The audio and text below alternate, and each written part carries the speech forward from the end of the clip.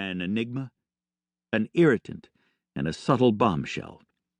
And obviously, based on that ramped-up dream, she was also the current focus of his fantasies. He cleared his throat. "Up here, Alice." Her curious gaze rose to his face. "Thank you. Now, if you don't mind, you could turn around a moment? My modesty is beyond compromised, so it doesn't really matter to me, but with your face already going pink, I'm not sure." "Of course."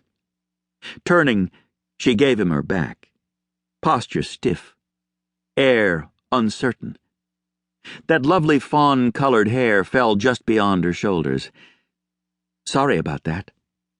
She strode, fast and unsteady, to the patio doors that led to her small deck. She'd left the door open, allowing in a muggy late-August breeze that teased her beautiful hair.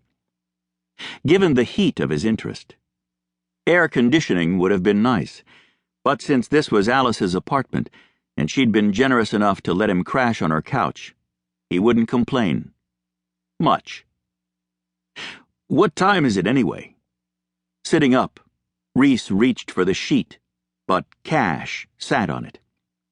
The dog watched Reese, his furry ears perked up, his expression hopeful. Reese grinned. After tugging out the sheet and covering himself, he patted the couch beside his thigh. "Come here, boy." The dog bounded up with over-the-moon enthusiasm. Because of the undercover sting they'd just wrapped up, he'd spent as much time away from Cash as with him, and still he and the dog had bonded. "It's a little after 1 o'clock. And she hadn't awakened him? How long had she been sneaking around the apartment? How long had he lain there without even a sheet?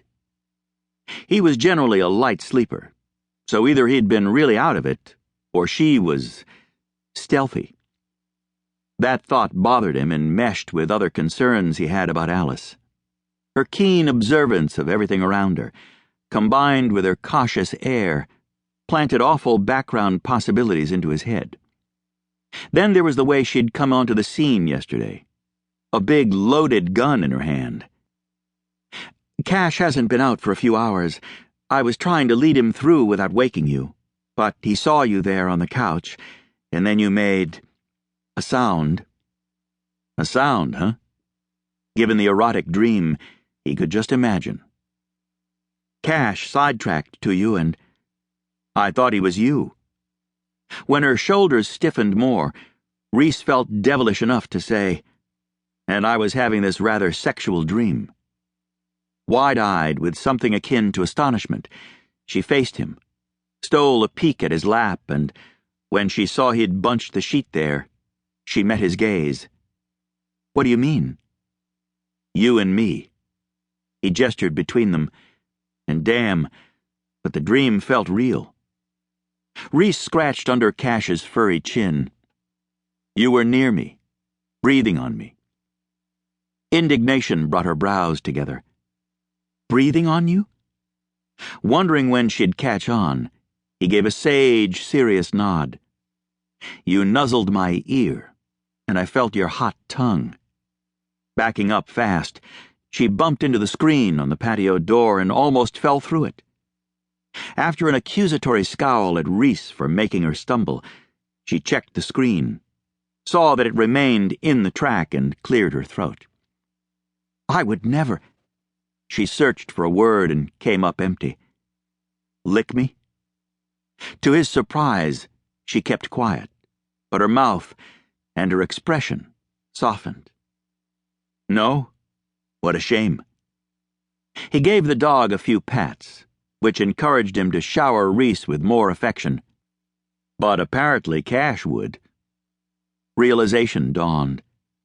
"Oh." A smile twitched.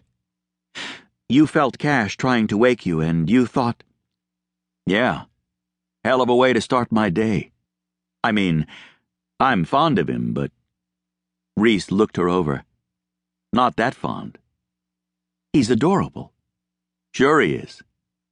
Reese had only recently gotten a dog, and while he'd never considered himself a pet lover, he and Cash were getting acclimated.